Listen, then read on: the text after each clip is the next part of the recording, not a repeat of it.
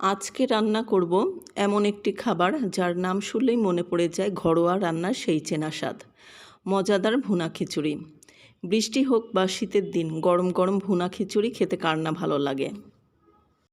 ভুনা খিচুড়ি রান্না করার জন্য প্রথমে চুলায় একটি প্যান বসিয়ে দিয়েছি। প্যানটা গরম হয়ে যাওয়ার পর দিয়ে দিলাম সয়াবিন তেল, আর এখন দিয়ে দিচ্ছি এলাচ, লবঙ্গ, দারচিনি এবং তেজপাতা। এলাচের মাথাটা একটু চিড়ে দিয়েছি যেন মশলা থেকে সুন্দর একটা ফ্লেভার বের হয়।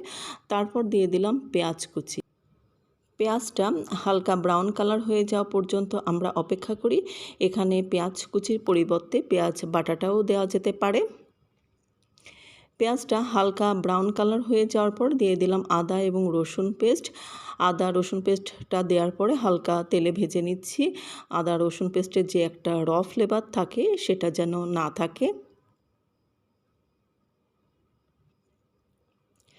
এখন আমি একে একে বাকি মশলাগুলো দিয়ে দিচ্ছি। প্রথমে দিয়ে দিচ্ছি স্বাদ মতো লবণ,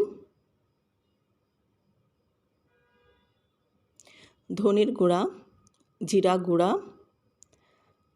হলুদের গুঁড়া, সামান্য একটু পানি দিয়ে দিলাম যেন গুঁড়া মশলাগুলো না পুড়ে যায়, আর কয়েকটি কাঁচামরিচ ফালি।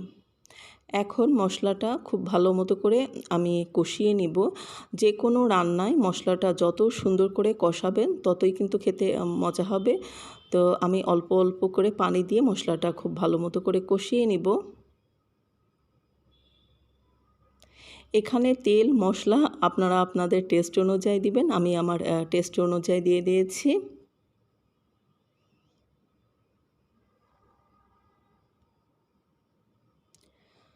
মশলাটা কষানো কমপ্লিট হয়ে গেছে।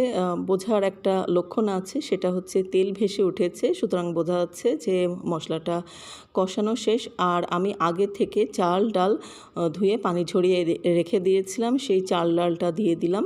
দেওয়ার পরে এই চাল ডালটাও একটু ভেজে নিব মশলার মধ্যে। এখানে আমি 1.5 পট পরিমাণ চাল আর আধা পট পরিমাণ মসুরের ডাল নিয়ে নিয়েছি। আমি এই রেশিওতেই রান্না করি। আপনারা আপনাদের পছন্দ অনুযায়ী চাল এবং ডালটা নিতে পারেন।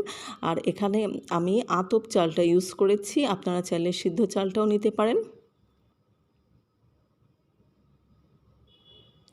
চাল ডাল ভাজা কমপ্লিট। এখন সিদ্ধ করার জন্য দিয়ে দিচ্ছি পানি। এখানে আমি গরম পানি ইউজ করেছি, আর পানির রেশিওটা হচ্ছে চাল ডালের দ্বিগুণ। যেমন এখানে চাল ডাল মিলিয়ে আমি 2 পট পরিমাণ নিয়েছি, সুতরাং পানি দিয়েছি হচ্ছে 4 পট।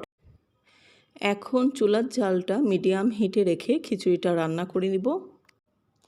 ফিরে এলাম বেশ কিছুটা সময় পরে। খিচুড়িটাও মোটামুটি রান্না কমপ্লিট হয়ে গেছে, আর পানিটাও মোটামুটি শুকিয়ে এসেছে। এখন চুলার জালটা একদম লো হিটে দিয়ে কিছুটা সময় চেপে ঢেকে দিব, তারপর নামিয়ে সার্ভ করব। ব্যাস, তৈরি হয়ে গেল সুগন্ধি ও মজাদার ভুনা খিচুড়ি।